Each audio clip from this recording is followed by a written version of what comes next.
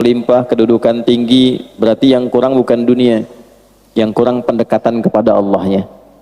Karena itulah ketika orang-orang seperti ini ingin kembali kepada Allah, menariknya di Al-Quran disebut dengan nama yang sama dengan orang yang sedang ibadah. Jadi orang taubat dari dosa, dosa sebesar apapun, ketika dia taubat, itu disifati oleh Al-Quran sedang ibadah, Pak. Itulah dahsyatnya ketika Allah memberikan anugerah.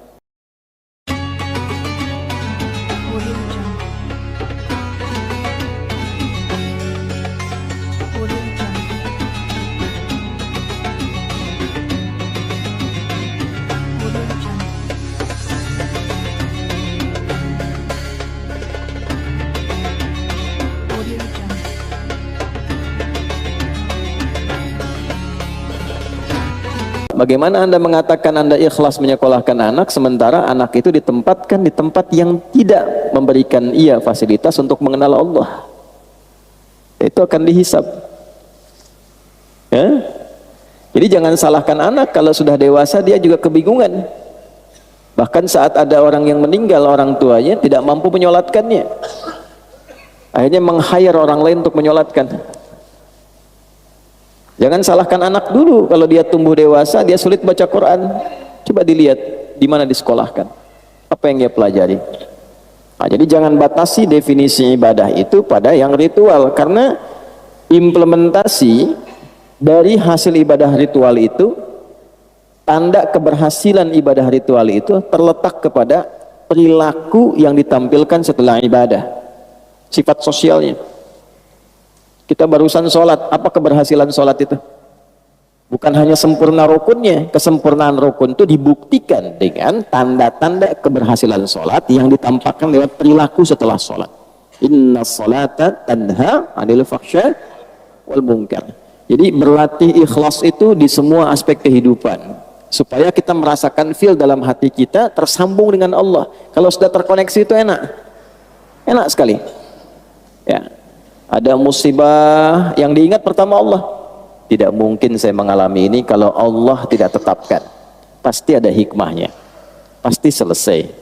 Inna ma'al usri yusra. La yukallifullahu nafsan illa wus'aha. Kalau dapat jabatan pun begitu rasanya. Oh, ini Allah mengizinkan saya dapat promosi, apa yang diinginkan oleh Allah di sini? Belajar. Nah, itu sudah mukhlas. Tinggal dijaga. Ya, kalau dijaga sampai dengan meninggal, insya Allah ada anugerah-anugerah besar yang kemudian bisa kita dapatkan.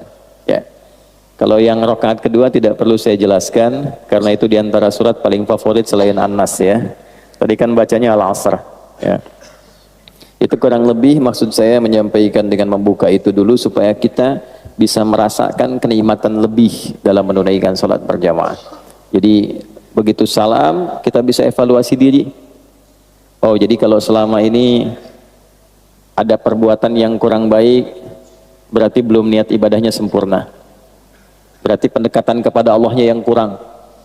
Kalau ada masalah nggak pernah tuntas, padahal harta sudah melimpah, kedudukan tinggi, berarti yang kurang bukan dunia, yang kurang pendekatan kepada Allahnya. Karena itulah ketika orang-orang seperti ini ingin kembali kepada Allah, menariknya di Al-Quran disebut dengan nama yang sama dengan orang yang sedang ibadah. Jadi orang taubat dari dosa, dosa sebesar apapun, ketika dia taubat, itu disifati oleh Al-Quran sedang ibadah, Pak. Itulah dahsyatnya ketika Allah memberikan anugerah. Itu dengan nama yang sama dengan orang yang sedang berdoa, dengan nama yang sama dengan orang yang sedang menunaikan sholat, namanya sama-sama ibad. Buka Quran surah ke-39 misalnya, di ayat ke-53. Az-Zumar ayat 53. Qul ya ibadiyalladzina asrafu ala anfusihim la taqnatu min rahmatillah innallaha yaghfirudz dzunuba jami'a. Muhammad sallallahu alaihi wasallam katakan dan viralkan pada seluruh hamba-hambaku yang merasa telah berlumur dosa pada dirinya, yang merasa telah berbuat banyak maksiat dan dosa, bahkan seakan menyimpulkan ini rasanya sulit mendapat rahmat Allah, kayaknya nggak mungkin ke surga, maka turun ayat ini dengan mengatakan la taqnatu min rahmatillah. Jangan engkau menyimpulkan demikian, jangan berputus asa dengan rahmat Allah. Innallaha, tegaskan pada hatimu, pada dirimu yang paling dalam, jangan pernah ragu. Sungguh aku tegaskan, Allah itu, kata Allah, yaghfirudz dzunuba jami'a, akan selalu membuka peluang untuk mengampuni seluruh dosa-dosa yang pernah engkau kerjakan, agar engkau menjadi lebih baik, asal engkau mau koreksi diri dan menjadi pribadi yang lebih baik di masa depan. Itu disamakan teman-teman sekalian, Bapak Ibu, namanya disamakan dengan orang yang sedang menunaikan amal soleh. Jadi bertobat dari amal salah itu disamakan dengan orang yang sedang mengerjakan amal soleh, sama-sama ibad. Kalau sedang berdoa kan disebutnya ibad juga. Semoga kita disampaikan ke Ramadan dalam keadaan yang baik, ya. Ayat puasa itu kan 183 sampai 187, satu rangkaian. Di 186-nya itu ayat tentang doa. Wa idza sa'alaka ibadi anni fa inni qarib.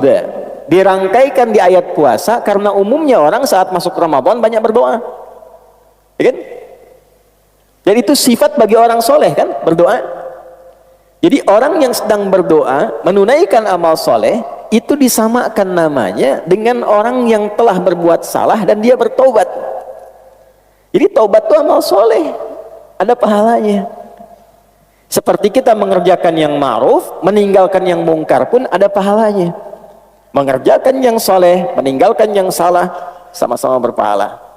Nah itu kesimpulan yang kita dapatkan dalam kesempatan subuh ini. Jadi berbahagialah kalau saya, Anda, kita pernah berbuat salah dan mendengar ayat itu kemudian bertobat. Bukan hanya tobatnya yang berpotensi diterima, tapi pahala juga dituliskan. Betapa sayangnya Allah kepada kita.